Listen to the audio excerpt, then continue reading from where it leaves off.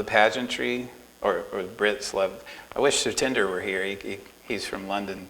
He couldn't make it tonight. He could explain it to us. Yeah. I was done with it for Did you? about 5 years, and it's definitely a thing of identity, and especially with a lot of the Britishness feeling lost under not only being part of the UK, but the European Union. European Union. Well, they fixed that, didn't they? Oh, I'm sure they did. Yeah. But Yeah. the whole pageantry and that whole idea of the kings and the queens and the romanticism is also part of what we see here today with making America great. Something that they still see is that the imperialist Great Britain, the once very powerful image of the monarchs. Nice. And also, yeah, it's just something that gives the people pride as well, something that makes them proud. And True honest that. and British. It surely does, yeah. There have been suggestions that the United States have a king to do ceremonial stuff and emblematic stuff, yeah. Oh, yeah. I'd like to add that the European countries that still have their kings and queens have been ones that are relatively successful with the king and queen. In other words, Britain will be probably the best example because their monarchy has been able to hold the country together, and the monarchy has represented the country successfully. A country like Portugal, on the other hand, did not have as great of a success with their king and queen. In fact, the reason why they overthrew the monarchy in Portugal was because the last two kings they had were so ineffective and laughable that they just thought it was better to have democracy instead. Yeah. It depends on the effectiveness of the monarchy. What is it, I was going to ask, what does that mean to be an effective Because king or queen? For example, in the late 19th century, when they had King Luís in Portugal, Mm-hmm. he was considered one of the least effective kings of Portugal in the late 19th century. So Portugal and Britain had a quarrel over what is now today the land of Botswana. Okay? Mm. In other words, the British Empire wanted to build a road all the way from South Africa up to, through Kenya to Sudan and Egypt, the so-called the Anglo-French colony. They dominated all the countries, like from north to south of Africa, except that part of like Botswana as well as Zambia in the middle, whereas Portugal had Angola and Mozambique. Angola was on the west coast and Mozambique was on the east coast of Africa. And they lacked that land in the middle. The Portuguese wanted to build a land bridge Mm-hmm. to southern Africa. So that interest directly conflicted with the British interest to go from north to south. Sure.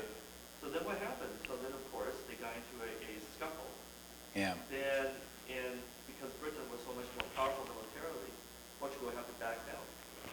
And so the Portuguese, they thought it was extremely ineffective of the king to just kind of back down so easily, and not even, put up a fight. Mm-hmm. So they thought the king was weak, and so they didn't like that. And then, of course, that affected his fortune because eventually he got assassinated. Yeah. Yeah. And, because he was just seen as a very weak monarch. Yeah. And the Portuguese hated the Brits for a while because of this incident. It's hard to inspire loyalty in the modern world, which I'm talking about, and from Hobbes on. It's hard to inspire loyalty to a person, it seems, especially after all that's happened in the Holy Roman Empire and the Catholic Church and kings and queens.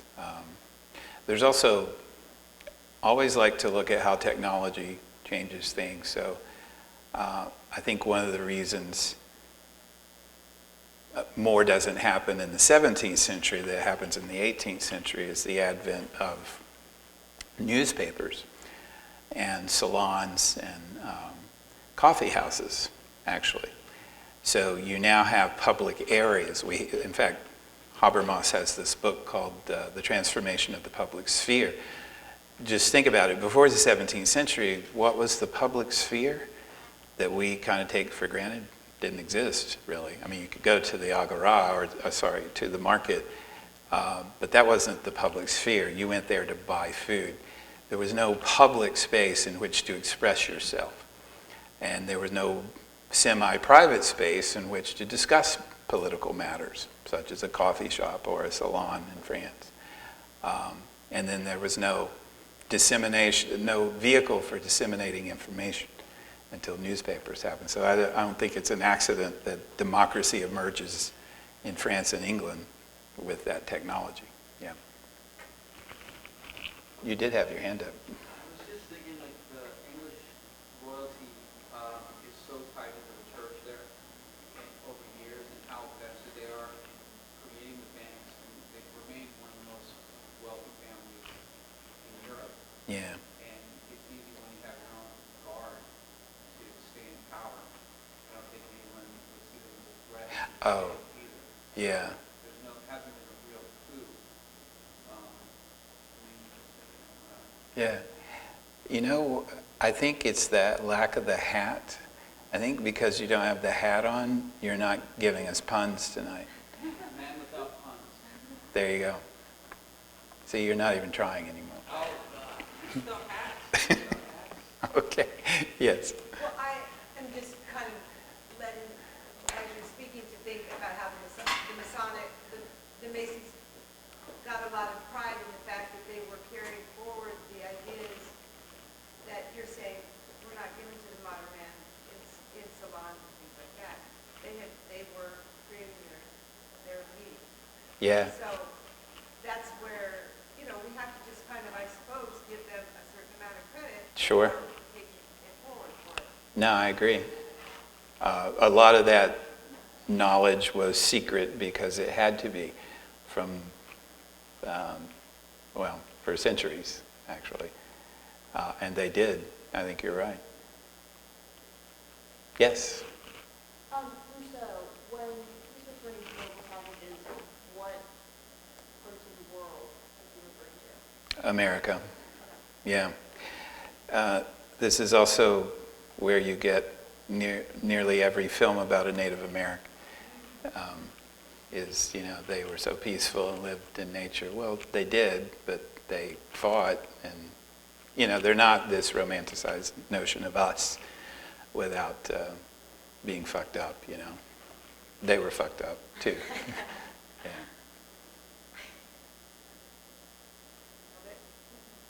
Like Pocahontas, they said that as long as she had something to eat and had some pretty things to look at, that she was happy. And she was very willing, like they tell the story about how they had lost all of the, Soccer Julian, Pocahontas. Oh, okay. They had lost Lewis and Clark. Right, Yeah. yeah, I'm getting mixed up sometimes. So they had lost all the writings and everything that he collected in the water. Yeah. And they were like, everybody was like afraid to go in the water. And she dives in the water Yeah. and saves the day with the baby on the back. Yeah. So she was like, she's like the hero. She's the superhero. Yeah. And so we have to give a lot of credit to the women, I think, that are not getting credit. Absolutely. Absolutely. Yes. I also looked at women's suffrage in America. Yeah. 1920. 1920. That's when they got the vote. When the 19th Amendment was passed. Thank you. What was 1912? August 1920, the passage of the 19th Amendment to women's suffrage. Oh, okay. Yeah, it was 20. Okay, so that's the answer to that. Yeah. So I thought you'd want to talk about current events, but we don't have to. I do have something Yeah, go ahead. about how we're not getting this romantic idea between Trump and his wife right now, and how is that part of why we are not as supportive of him, perhaps? I'm just throwing that out. I think there are other reasons to not. I'm just throwing that out. Okay, thank you. Yeah, we were just thinking, we're in the apocalypse right now, on information, on everything just doesn't, ecologically, we're living it. We are, yes, an ecological apocalypse, yeah, is here. Age of Aquarius, transitory time, isn't It's what? it? It's a transitory time. It is, Change itself yeah. is part of what revelations are. Changes. The Arctic is melting, Oh, I'm real worried about Fukushima. We've got China syndrome. yeah. These things are happening, they're not going to happen, they're happening. So the state is failing. The information bomb as well, which Paul Aurelia discusses in the administration fears. As before, you were saying with the printing press, and there was the spread of, for example, democracy, Yeah, democratic values, but also ideas that were circulating that perhaps brought a more progressive side. And now that's right. information that is being spread and at the rapid speeds, there's also this spread of even more fear, which has always been spread, but now it's instant. And the way that our emotions are what we use to make decisions as opposed to facts, and we're seeing it now with the alternative facts Yeah, situation. And that in itself is what Paul Aurelia says, that it's very similar to the bombs that we have created for nuclear weapons and also the ecological bombs that we have already. So Right. there's those aspects. is there any hope? Oh, yeah. There is? It depends.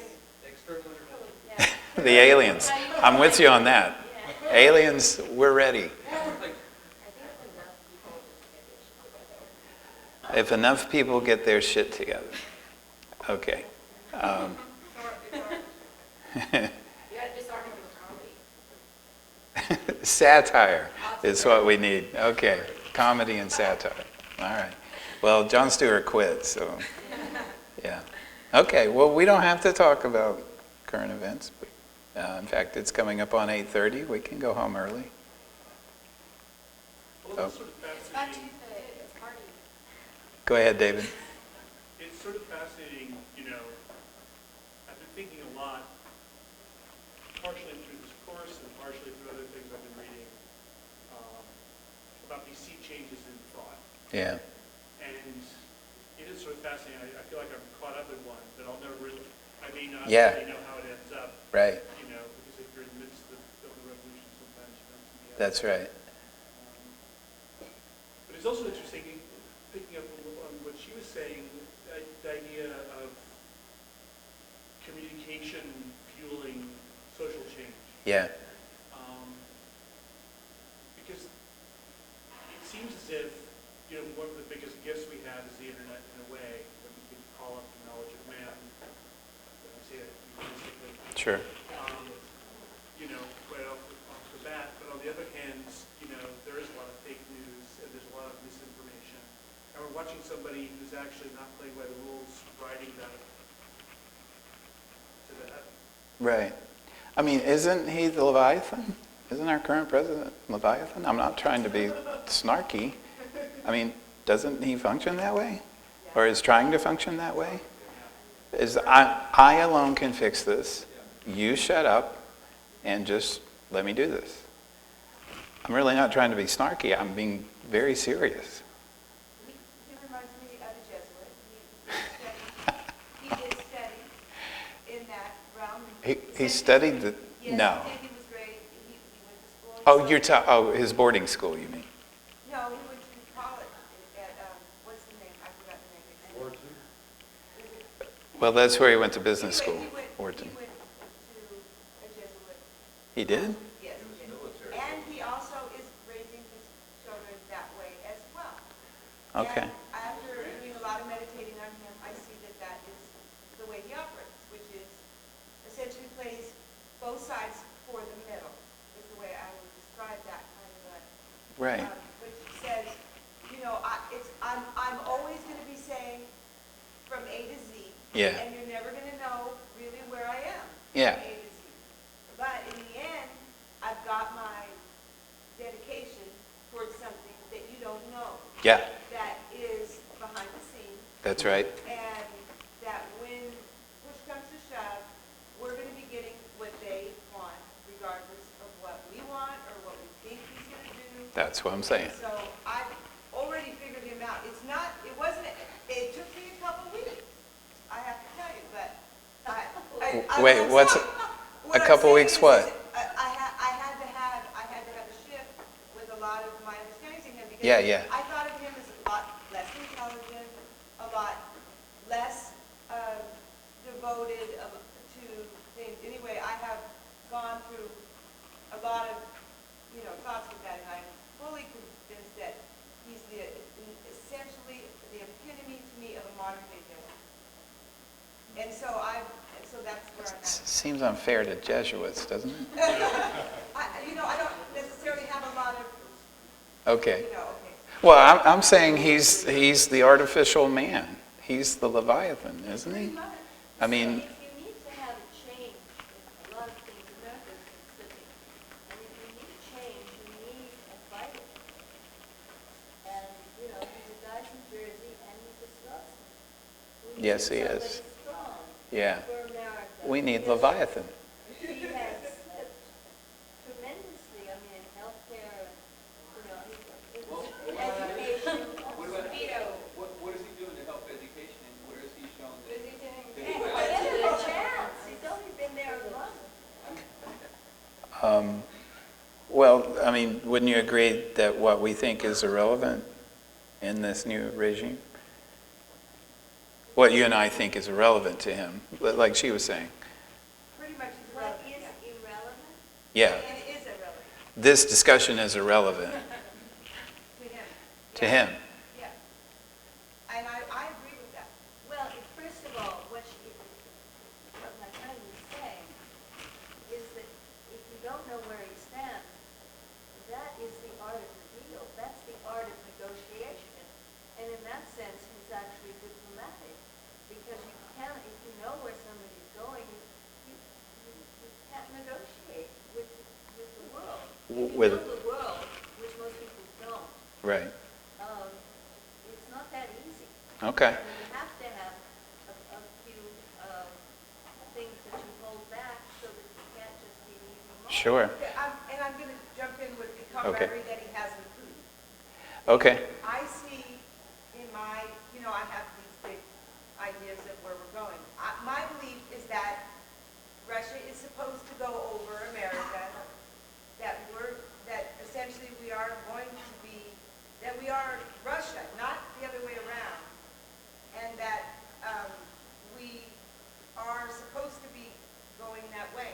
We're supposed to be We're under supposed Russian to be- sovereignty? Yeah, we're supposed to be on the same side as Russia. We are on the same side as Russia, in my opinion. Underneath Russia. Right, I believe that right now we are, and that we have to get consciously on that level. This isn't necessarily what I want. Okay. This is just what I see is supposed to be happening. It's an imperialist race, it's manifest destiny. So he agrees. No, I'm saying that's what you're saying. Okay, you don't agree with that, you don't, okay. No, No. I don't agree with it necessarily either in the sense that. No, I hear you. You're saying you're thinking ahead, it's not your choice. The Russian thing is a story. It's our, I see it as the alphabet or the main CIA, if you want to call it that. They're very anti-Russian, and it's not a cool thing. We really need peace in the world, and we need a relationship with Russia and China. Okay. It doesn't, be too conflicting, but I don't see them as under Russia, with Russia, whatever. Not Okay. at all. I just see him as being a good leader, because you really don't, I don't like where it was going with the last administration, because I don't think he's snarky, it's not going to do anything for you. He's snarky with Israel or Russia, they're both too powerful. Snark is bad. Snarky with the bear, with Russia, not great. We should acquiesce. Okay. Wait, so are you two white women? Did you vote for Trump's candidate? He's a sexual assault. You would be like, No, I which simply women? think, I As a woman, how do you defend it? If that was true, he wouldn't have this beautiful family. Dude, it's beautiful. Yeah. Okay. Margot, chill out. It's all right. It's all right. Yes. didn't vote for Trump, by Okay, Lauren. To say that he doesn't know, we don't know where he stands, I think it's really apparent where he stands. And even if we don't necessarily know where he stands with what he's saying, who he's appointing to show us where he stands. That they're very Right. clear with where they stand. And there's a, well, Go ahead. Sorry. What? what? Mariana says there are a lot of supporters, white supremacists, for example. Right, but if he's Leviathan, I'm saying this is Hobbes's vision come true.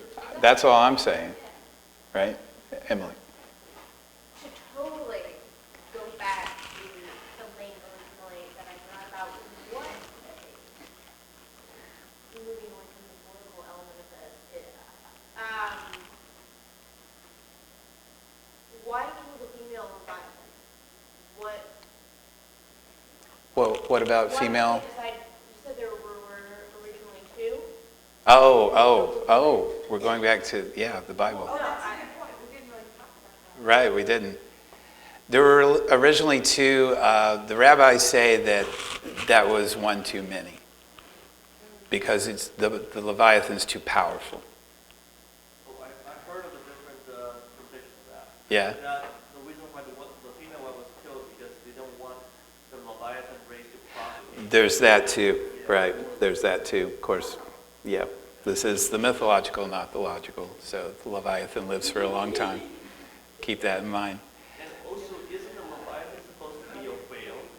Yeah, it's translated sometimes or comes across sometimes as the great whale that swallowed Jonah. So yeah, but I mean, think about it. It's the perfect symbol. It's the ocean, which we remember as Tiamat from Enuma Elish, the great first goddess of the salt water, which is in fact chaos, because go look at the ocean. And, you know, it's so much bigger than us. We can't see into it. It just kind of undulates. It looks like a creature, you know, and we don't know what's inside of it. So it's a wonderful symbol for chaos and the monstrous. So I don't know where I was going with that. But Some of us are born to build boats. That's what I take back. You know? okay.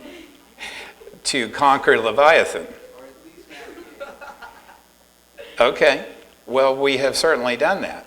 And in fact, Jung said the more we've done that, Carl Jung, the psychologist, the less enchanted the world has become. And now we're back to technology, right? And how technology is the disenchantment of nature. And so we don't. What was the Tom Hanks character where he played what was his name? Noel. Chuck Noel. Oh, the captain. He played, Oh, Sully? yeah, no, Sully was the airplane. no, anyway, he plays a captain, he's out there, he needed the Captain state- Phillips. Phillips, there we go. He needed the state to save his ass. Yes, he So did. it's actually- SEALs, yeah. So it's actually a very good example. It is. That's why we have a state, to save our asses. Otherwise, we're out there alone. More seamen. Thank you. There's the pun. There's a 3-point pun right there. Beyond the arc, yes. I do wonder, just because I haven't read as much about Rousseau as I have about the others, Yeah. what he believes, where he believes chaos lay, because With the state. so it'd be with the state, the opposite, right? Opposite. I love Rousseau. Yeah. He's such a So, romantic. in other words, he sees order as chaos, not sin. He sees political order as chaos. He sees private property as sin. Right. You too would love Rousseau. Right. No, I mean, he's a really interesting cat. Yeah, for those reasons. It's the opposite of Hobbes. But so then Locke and Hobbes would both agree with all that we've been looking at before as far as like chaos being Yes, that untamed and That's wild right. in a sense. And That's why right. it's before looking into the ideas of morals or anything, what seems bad in a sense is just what seems animalistic or what seems without logic. Yep, very good. Yeah, by the way, we're past 8:30, so feel free to leave. We won't disturb anyone. It's really interesting, I think you've been here for some of the others too, how we can trace these back to these ancient myths. So Hobbes and Locke are Enuma Elish and the Theogony. We are born in chaos, it's chaos, and we're barely keeping chaos at bay. Rousseau is Genesis. In the beginning, there was a garden, and they were naked and not ashamed. Yeah, for some reason, this has been going on for years. Whenever I think of Jean-Jacques Rousseau, the image comes to mind of another Rousseau, the painter, Henri. And specifically the one on the desert with the sand dunes and the lion and the noble savage, albeit on a different continent. Are you familiar with that? No. Anyway, Henri Rousseau, not a surrealist, but what type of painter was that fellow? But it just happens to work. I have no idea if they were related. You know, it's an incidental. Yeah, no, that's interesting. Is it romantic? The painter? Yeah. Yeah, I mean, it's a romantic-looking painting is the one I know. Yeah, like French It's always there romanticism. as an image. Let me, in my mind.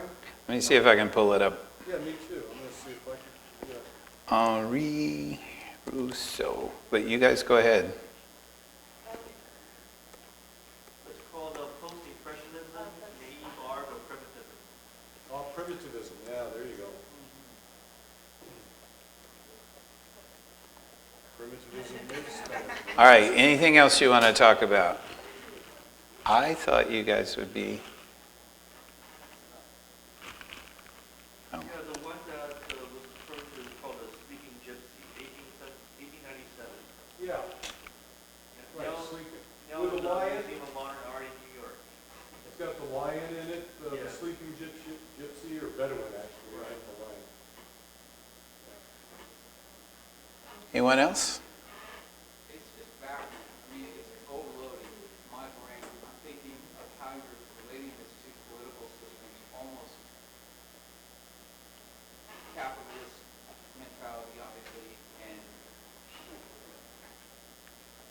I don't know what you would call it. It's communism to a degree under, I mean, is Hobbes, where would you categorize him if you had to put him in a political? Fascism, authoritarianism. I shouldn't say fascism. Fascism's too specific. Authoritarianism.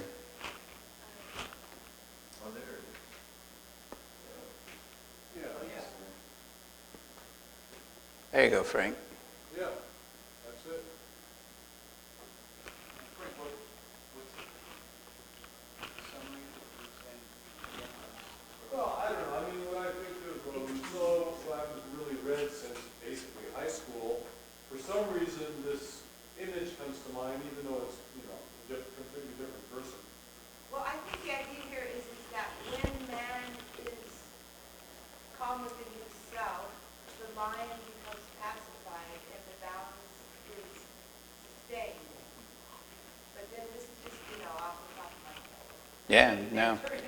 No, we like those psychological interpretations. Yeah. It's been snipped around at least. By the way, the Jesuit University in New York is called Fordham University. Yeah. Yeah, there we go. He went Wait. to Fordham. No. Yes, Really? Before he went to yes. Fordham. And his son is going to Jesuit. He went to the Bronx? They are, you have to. Oh, they're downtown too. Yeah. Anyway, it's all there. Okay. Anything they have to do with Pennsylvania, by the way, is also along that line. Okay. Is Fordham really hardcore Jesuit? The thing is, you don't have to be hardcore to just understand the fact that you're above the masses. That's the whole concept. But that's every group, isn't it? Not every group, No, I but that's... think that most people have much more of a, you know, involved sense of being part of, you know, a group and how we're to lift each other together. I don't, you know, I mean, when he says, we'll have fun, you know, it's like, he'll have fun and we'll go for the ride and then he'll tell us we had fun. Okay. Wow, That's his idea. that's pretty good. I think you two maybe should go for a drink later and sort this out. Yeah. No, that's very good. I like that. All right. Well, thank you. Thank you, Greg. Next week is, wow, Thank you. Next week we kill God. Actually, God's already dead. So we'll talk about Nietzsche and the death of God. That's a dark one. That is a dark one.